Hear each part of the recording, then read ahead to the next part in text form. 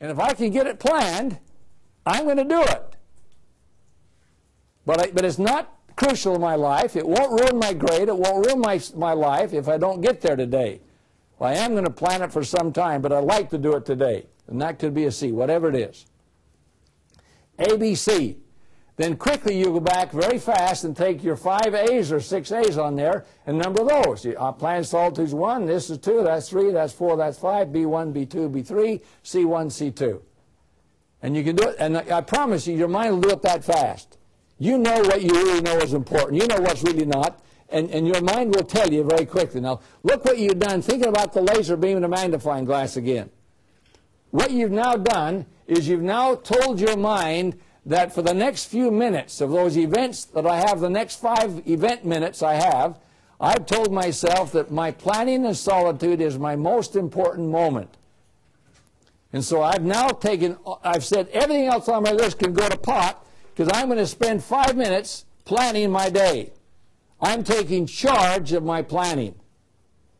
Now what you've done is you just unleashed all of your mental capacity to say that you become now a laser beam and a magnifying glass. You can focus all your energies on one thing. How do I get my life planned so I'm a proactive taking control of my life today? Today. And then when you get it done, what do you do with it?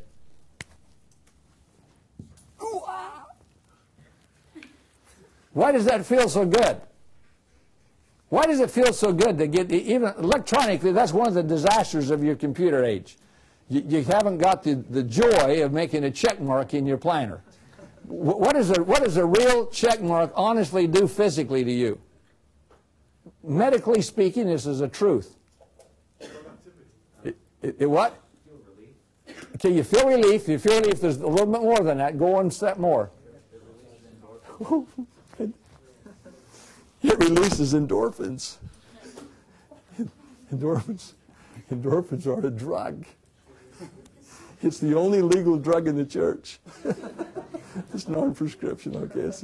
It's a drug. It is a drug. It's a real, honest-to-goodness feeling of excitement, an adrenaline kick that happens when you tell yourself that you've just done something that you plan to do, and I'm in control of that. You put a check mark. It honestly releases some magical adrenaline that says, I'm on track. I feel pretty good right now. I'm doing something productive.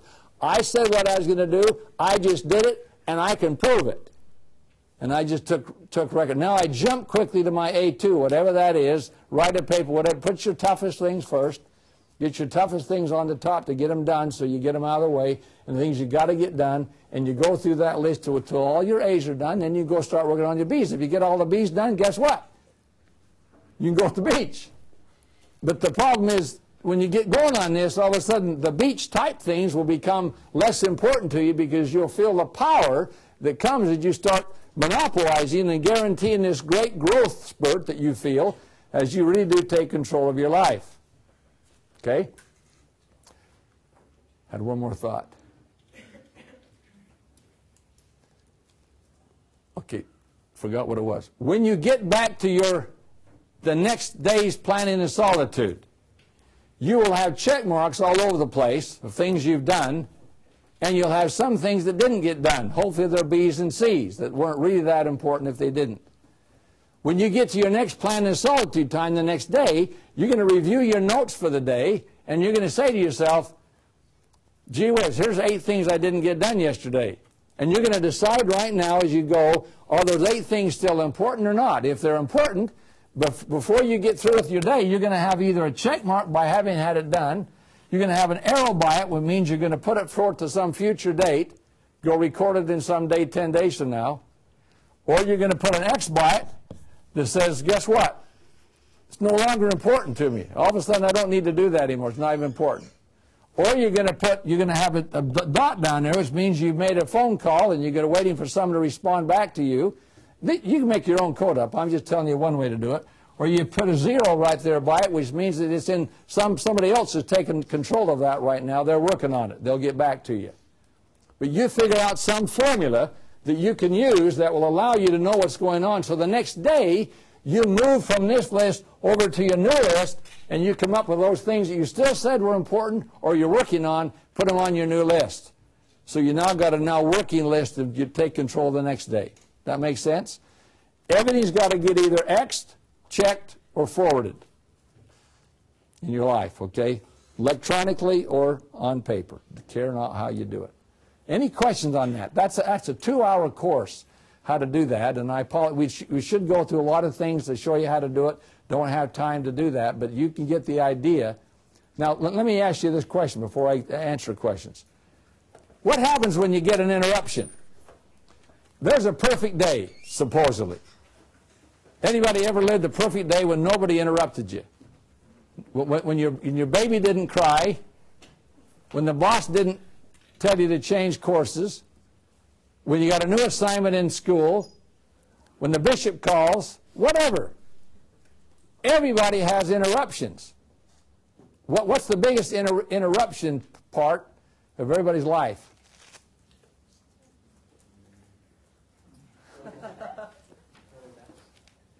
You know, when that puppy rings, there's a bad habit of answering, isn't there?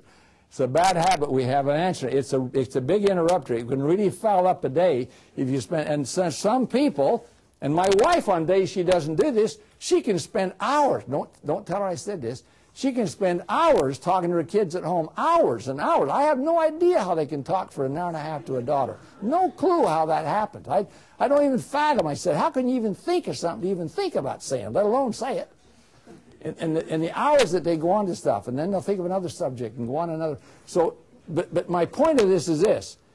If you haven't got yourself planned, if you're not organized to that point, when that phone call comes, you can easily take the hour and a half you might take to get the job done. But if you really are on top of it, and you got a list of things you're going to have done, and your mother calls, how could you nicely get her to know that you got a big list of things to do today, and I got problems I haven't got? How could you say that if you really want to get to this? Matt, what do you say to your mother when she calls, if you're really busy? I just say, Mom, love you. Okay, that's good to be it. Mom, I'm really swamped today, but I got it. I can see a blank. You don't tell her this. I got a spot for you at 10:15 tonight. You know, can I give you a call tonight? You'd never say that to her, but in your mind, you planned a spot when you knew you could take some time and talk to her, whatever. Could I call you back? Or could you call me at this particular round? I've really got some heavy things right now. Whatever it is. But you need to organize it so that those interruptions become less meaningful things, than you can get back to your list as quickly as possible. Okay? Got to move quickly. That's prioritizing. What does this represent? Nobody knows, do you? Do anybody know what this represents? This is called the comfort zone. If you take a funnel and drop a rubber ball in it, what will it do? It'll bounce a few times, and then what does it do? It settles at the bottom of that comfort zone, and it stays there until what? Until you move it, till you physically exert energy and physically put the energy on and move that ball out of there. It will stay there for how long? Forever, because the gravity will never move. Now, this is a dangerous spot to be in because we all get in it. Everybody has comfort zones. What are missionaries' comfort zones? Some of them. Where? Members' homes. Oh, man, was that a big one. What else are comfort zones? Okay, good. What else? Apartments. You know, too long a lunch appointments. Sit in it. We used to call it in. Sometimes tracking can be a comfort zone. Okay, sometimes it's easier to go knocking on doors than it is to really get organized and get after it. Okay, a lot of things we do that are not really productive times that we do to fill in the hours or fill in the day. And we all do it. What do you do when if your wife's a great cook and you go to a potluck dinner? Where do you gravitate to? Your wife's cooking. Why do you do that? Because you know it's going to be good, and you don't have any idea how many times the flies went on Sister Jones's stuff. Do you?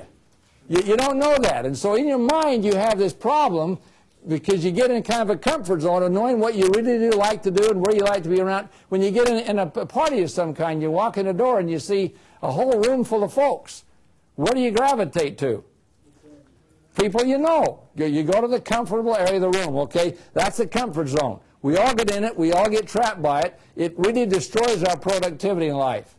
How do you get out of it? There's only one way out of it. There's only one way out of a comfort zone. Goal. You got to have a goal. You got to have a goal. You got to set a goal. If you're sitting in a member's home as a missionary, you got to say, one of you's got to say to the other one, my friends, we have been here long enough. We've got to go out in that cold and dreary world and get out of the door. It's 40 degrees below zero out there. It's a blizzard. It's a terrible day. But we can't be productive any longer sitting in Mr. Sister Jones's house. And you got to say, that's setting a goal, I'm going to get out of here and go after life. And so that's why goals become so crucial in making your life move. You got to know that that's the only way out of a comfort zone. Now, before we get to the real crux of this lesson, any questions to this point? Anybody? You got a question once, I thought, a minute ago. Sorry? Just, you know, the PC balance? Production, capacity? Thanks, though, for asking. Duh. I don't know a lot of things. That's when I'm... Okay, then I probably should, but I don't. Next week, we'll see if we hit some of that. I think we will. Last thing, this is how gods are made, okay? I'm going to give you the formula for how to become a god. I promise you, this is as doctrinal as you'll find in the kingdom. And this is your final examination, by the way, for this course. This is a paper you'll write that will be your final exam. And I'm going to tell you what it is today. I'm going to explain to you the Franklin pyramid. This is why our training worked. Let me tell you a stat first. This is hard to do. Most of you will struggle getting this done. It's not that hard, but you'll struggle getting it done. And you'll find out, you come back and say, Brother Richie, this is kind of hard. Now, all of you will do this if you want to. This is easy. This is piece of cake. You can have an IQ above 41 and pull this off in some fashion. You don't need to do it Franklin's way. You do it any way you want. But you got to take control. You got to plan, prioritize your life. You got to do it. And most of you know what our stats were? Training is really hard. Most training doesn't work. Most training doesn't last. You can go to a training class, any kind of a motivational experience, and most of the time what you've learned in that motivational moment disappears in a matter of a few hours, days, or certainly weeks. Franklin, when we trained somebody and we gave him a planner, this is back in the days when the paper was the only thing. When you came to our seminar, you'd come to our seminar, we'd give you a planner. We knew that 1 year later, when your planner ran out of pages, that we could have you come to our store or call us on the telephone and give us an order. You know how many people we trained did that every year? What percent? 97%. It was the envy of every training company on the planet. Nobody had anywhere near, even resembled 30 or 40% retention of what they tried to teach. We had 97%. It almost became a cult. To have a Franklin planner for several years back in the early 90s was almost a cult experience. Because everybody got it. And everybody that planned did it. They all planned their days. It was just something they did. When we got to the end of the course, we'd teach them about how to write their Constitution. And then we'd ask them to send us a letter in 21 days telling us about the experience of writing their Constitution. I'm going to explain to you right now. 97% would use our planner. A year later, they're still using it. How many do you think of that 100% who attended our training courses fulfilled and finished the Constitution? Thank goodness it's higher than that, but it's about 30%. About 30% out of 100% finished the Constitution. Do you know why? They said it was hard. This was kind of easy, but this is how you become a god. This just organizes your life. You can do, if you want to become a beach bum, you could have the best organized planner and go to every beach in the world. And you can say, I've been to every beach, Bondi Beach, from the Philippines to the Australia, I've been to them all. And you could have the best, you could ride every moped on the planet. And you could have that as a check mark having got it done. But just because you can do that doesn't convert to becoming like God. And let me tell you how this pyramid works and why it's so important that you get it today. This is really, really important. This pyramid is based on, there's nothing stronger structurally in the world than a pyramid. That's why in Egypt and South America, you still go find the pyramids are still in existence. Thousands of years later, they're still there. They don't crumble. They last and last. Why? Because the foundation is so powerfully strong. They're built on something that doesn't go away. Well, this is why this works. This down here at the bottom are your principles or your values. And when you do this, you'll write a paragraph about those. I want you to identify at least 10 for the course, values or principles that you want to become. You know what my first one is? I brought my sample. This was my 1982 Constitution. September 1st, 1982. It's posted on your website, the Blackboard. It's an example. My first one I wrote, and my first paragraph says, don't laugh when you hear this, okay? This is number one. Out of all my values that I discovered in 1982, it says in my first paragraph, I am like God. Now, why would you have a tendency to want to chuckle at that? Because you're saying either one, he's the most vain, haughty, arrogant man I've ever met, or he's out of his mind. Because his wife knows very well he's not like God. That's not the point. The point is I want you to write your paragraph down here to describe not what you are, but what you want to be. Write a paragraph that identifies a value you want to become. And begin it with the words, I am. I am totally honest. I am like God. What do you think would be my second value in order? If becoming like God would be my greatest attribute, my greatest accomplishment, what would be probably my second most greatest accomplishment? I am a terrific husband and father is my beginning of my second paragraph. What do you think would be next? If I'm really like Christ, if I love God the most and I want to be like Him, my next is I'm a great father and husband. Where might I go from there? I love my neighbors myself. I've read the book and I know that. Down here somewhere, one of my great goals in life was to become financially independent. One of my great ambitions, a great principle to me is becoming financially independent. I retired at 35. I told you that. I kind of pridefully tell that story, and I lose all my points in heaven when I do. But I tell you this today to say that it was really an obsession with me to become financially independent, young. Why? Because Elder Haight told me how to do it. He said, make your mark in life so you can be of service to build a church. As long as I kept that priority okay, it worked. But guess what? Out of all the things that are really important, guess what says I'm financially independent? It's number 8, just to help you lead ahead. It's number 8. It's behind being like God, to be a husband and father, and able to love my neighbors. I'm a great temple attender.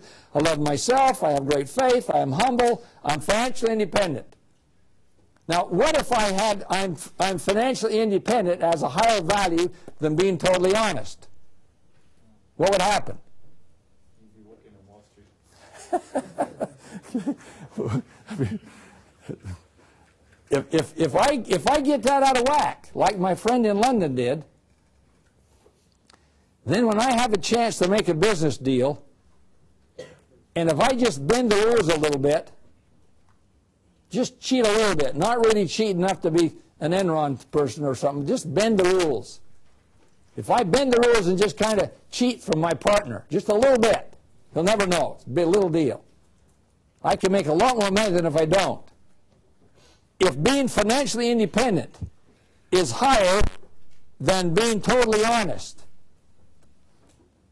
when the chance comes to run a business deal that can make me a lot of money, I'll cheat. If I can get away with it legally. If it's just a moral problem, if honesty isn't as important as being rich, I'll cheat when it comes to getting rich. So you see why you can't just write the paragraph, you got to then prioritize it. So I want you to begin, and we're going to talk about this for 2 or 3 weeks, because the Covey stuff next week will be very important. The Peak Performance Week will be very important. All those will help you build this. So I don't want you to sit down and write your Constitution yet, but I want you beginning the thought by starting to recognize that we write some I am paragraphs as it begins. And there's a little short paragraph to describe it. Then you convert that over to a set of goals. I will. Every value you want to become must be driven by some goals you want to do to get there. If I use this in here, this is spiritually tough. Let me use the financial one as probably a better example of that. You don't even see it here. You know, I am financially independent would be one. If you're going to do that, you say, I will at the age of 48, whatever your goal is, I will retire financially independent. I will this year, in my short-term goals, I will this year put away X number of $1,000 into my gold account. We'll talk about that in The Richest Man of Babylon later in the semester. When you get to the financial independence part, you'll have some goals that go long-term, short-term goals. And so they're written in I will fashion. I will do this, I'll do this, I'll do this. And then you go up here to today. This is today. This is your 1,020 minutes today. If you're getting paid today, or you have a payday of any kind coming in today, you're going to tell yourself that today I'm going to put away 10% of what I just earned today into my gold account, into my investment account, whatever it is. We'll talk about that later. But the bottom line is that you start driving your what you want to become, by how you're going to do it, by your daily activities. Now this up here says PP. I want to tell you what that means. That means productivity point. You got 1,020 productivity points today. 1,020 times you can take control of the event of your life. You're giving me 60 of them today. 60 of those productivity points, because I hope what you're saying to yourself now is, have those 60 events that I've had today, are they going to drive me to begin to write my Constitution, so that when I get through with my Constitution, either my family Constitution or my personal one, it will begin to drive my behavior. Now, don't anybody sleep for just the last minute here. Let me tell you what it is. This is so crucial you get this. The reason why you draft this Constitution, the reason why you write this paragraph, is because it begins the vision. It's the long-term vision of what you want to do with your life. 8, 10, 12, 25, how many ever values you want to identify. It begins to be the long-term, what you want to become. I am like God, in my estimation, for a Latter-day Saint, must be the #1 value or consideration they want to become. It must be what you're searching for, seeking for, because you want to finally get down to where everything you do on your daily task list, everything you finally do on your daily task list is going towards trying to become what you said you want to become. If you want to be financially independent, then you work on it today by going out after work. Otherwise, you'll be at the beach the whole life. So if you really want to make this work, you start putting things over here that will help you become what you said you want to become tomorrow. Am I making sense? And there is no other way to do it. I mean, you don't just become like God because you read the Book of Mormon every day. It's got to be applied into your life. You've got to put it into your life and make it work for you, which means your daily activities, what you're doing today, has got to be driven by something. Love of the beach or love of the Lord. Or maybe you can do both. Maybe you can find a time to say, I'm going to go to the beach today because I want to do it, but it's part of my physical exercise time, and it's not going to rob away from my other things that are more important. When I can prioritize my beach time, it's not a sin. It's not even robbing from your time. It's not going to hurt you at all. But you got to take the time to say, is physical fitness important? I'm physically fit, like me and a few others, you know. Don't laugh. You know, that hurts my feelings when you laugh like that. Okay. I'm physically fit. I'm financially independent. I'm spiritually strong. I'm a great neighbor. I'm a great husband. I'm a great father. I'm a great, you know, I'm totally honest. I mean, whatever those values are, identify them, set some goals, and then begin to incorporate them into your daily task. So that those 1,020 minutes every day are being driven by what you want to become tomorrow. When you do that, my friends, you'll not only feel productive, your self-esteem will be sky high, and you'll find great, great joy. Can I finish with this one thought, my one little visual aid? You know, here's your behavior. Here's your behavior. And here's what you want to be. Here's your value system. The reason why most people are messed up in life is because what they want to be is not the same as they're living. They're living far below their potential. The only way you can ever really find inner peace, the Savior is the greatest example of this on the planet Earth ever, because the Savior was always congruent, we call it. His behavior was always congruent with his value system. He never deviated from that. So he was always consistent. He was always congruent. He calls that inner peace. I bring you peace. I bring you peace because I'm going to give you a value system that if you understand it and want to live by it and can raise your behavior to that level of understanding, you too will experience, even in turmoil, even in tough economic times, even in disastrous days, you will feel that inner peace that only comes when you're living like you say you want to live. And if you haven't identified your value system, then you'll stay living down here in the comfort zone the rest of your life. If you haven't pictured yourself up here, you'll never get there. Because you'll never force yourself out of the comfort zone to start doing the things. If you really want to become like God, what are you going to read every day? Scriptures, Book of Mormon. What are you going to do on Sunday? You're going to be in church. What are you going to be doing on the month when you got home teaching and visiting teaching? You're going to procrastinate and not do those? No, you can do it all. Why? Because you said you got a goal to become like God. God's a great servant. See, for me to become financially independent was important to me, but not near as important as my wife kept reminding me. Elder Haight said it's to become eligible to become of service. You can do more to build the church. That was the real quest we had. And every time I kept deviating from that, she kept pulling me back. Say, do you remember what he said was the real goal? What's the real quest? Why are you trying to make all this dollars in life? Is it to be rich? And I kept thinking sometimes, yeah, it was. And then I found out, no, it's not. You got to have a spouse to help you pull you back sometimes and say, you know, let me tell you what's really important. Merry Christmas. Have a lovely day. Get your notes in. Next week we're going to do some, you'll really enjoy another seminar. Have a good day.